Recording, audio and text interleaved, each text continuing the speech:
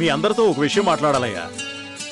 రాయ్ ఉండో, నీతో కూడా పనుంది మాట్లాడాలి. సార్కి టీ తీసుకొస్తాను సార్.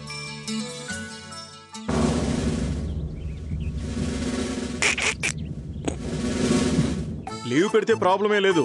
కాలేజీకి రావడం, పిల్లల ముందు ఏదో ఒక వెర్రి పని చేయడం, వాళ్ళు నీతో పాటు మమ్మల్ని కూడా వెర్రాళ్ళ చేయడం అంటే పరిపాటు అయిపోయిందంటారా? నువ్వు ఊరుకోయా, ఊరికే ఫఫా అంటూ. మంచి స్నేహితుల్లా మెలగాలయ్యా. అవును సార్, మనందరం ఒక ఫ్యామిలీలా ఉంటే చాలా బాగుంటుంది కదా. అవునవును, మీరు నేను సారు ఓ ఫ్యామిలీలో ఉంటే బాగుంటుంది. అంటే నేను అంత తీసేసిన వాడిని. అరే ఎందుకండి అంత కోపం? ఉన్నమాట అంటే ఉలికి పడతారే. ఇదిగో మీరిద్దరూ నా ముందు ఒకరికొకరు షేక్ హ్యాండ్స్ ఇచ్చుకోండి. మా మధ్య మరి అంత విరోధం ఏం లేదులేండి. మరి ఏమీ లేనప్పుడు నా మీద ఒంటికాల మీద ఎందుకు లేస్తారండి? రెండు కాళ్ళ మీద లేస్తే పడతాడని.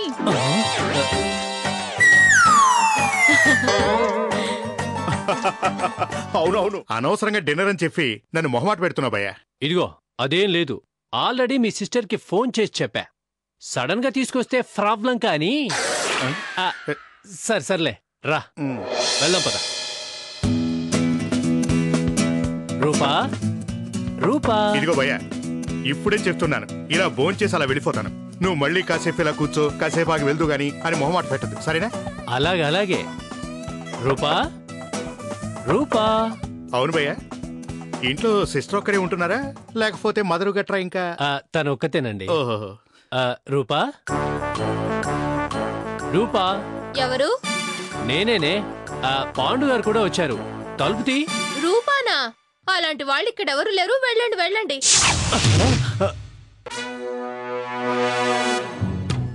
వస్తాను.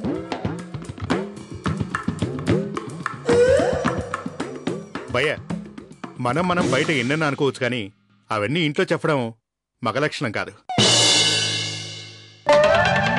వస్తా. Good night. Sorry, bad night. నువ్వు పెద్ద తప్పు చేశావు. నేనా తప్పు చేశానా? ఏం తప్పు చేశాను? నువ్వు చెప్పినట్టే చేశాగా. చెప్పానులే రంగా, కానీ నేను చెప్పింది వాడు కాదు. మరి నా చెల్లి పరవశానికి వాడు సరైన జోడీ కాదు రంగా. సరైన జోడీని, సరైన బాడీ ఉన్నవాడిని తెస్తా, వాడికిచ్చి పెళ్లి చేయి. పెళ్ళా? ఫరాజ్గా ఆడుతున్నావా? మరి ఆ చెట్టు కింద వాడు?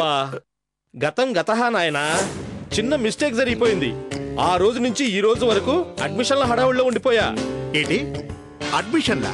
అవును నాయనా, అదే రోజు బీహార్లో రైలు యాక్సిడెంట్ జరిగి ఒకేసారి 200 మంది చనిపోయారు రంగా. వాళ్ళు దారి తప్పి మన స్టేట్కి వచ్చారు.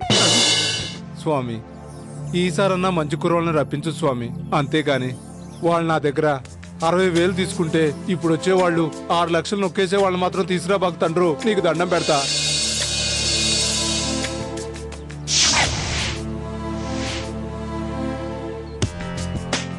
బాగున్నావు డిఎస్పీ? బాగున్నా తల్లి, మీరెలా ఉన్నారు? ఇంట్లో అమ్మా నాన్న అందరూ బాగున్నారా? అందరూ బాగున్నారు. అవును, ఈ 2 నెలలు ఏం చేసావు డిఎస్పీ? కాలేజీ లేదు కదా, మరి బిజినెస్ ఎలా? మీకు సెలవులే గాని కాలేజ్ స్టాఫ్ పని చేస్తారు కదమ్మా. అంటే ఈ 2 నెలలు వాళ్ళందరూ యూత్ లాగా ఇక్కడికి వచ్చి టీ తాగేవారా? అవును, ఈ సెటప్ ఏంటి? నువ్వు టీ చేయడం ఎలాగో డెమో చేసి చూపిస్తున్నావా ఏంటి? డెమో టెంట్ వేసావు. ఈసారి మీసారే, ఇదివరకు పరిచయాలనవసరం. ఏంటి మీరు ఫ్రెషర్సా? కాదు సార్. బతికిపోయారు. ఫ్రెషర్స్ అయితే ఇలా టీ తాగడానికి వచ్చినందుకు ఇక్కడే డిస్మిస్ చేసి పారేసేవాడిని. ఫ్రెషర్స్ టీ తాగకూడదా సార్? తాగచ్చు, కాలేజ్ అయ్యాక తాగచ్చు. అయినా నా గురించి తెలియాలంటే ఫ్రెషర్స్ రావాల్సిందే, నా తడక చూపించాల్సిందే. అవును బాబు, వెళ్ళిపోయిన వాళ్ళంతా చాలా ముదురులు బాబు. ఇప్పుడు వచ్చే వాళ్ళంతా చాలా మంచోళ్ళు అయి ఉంటారు.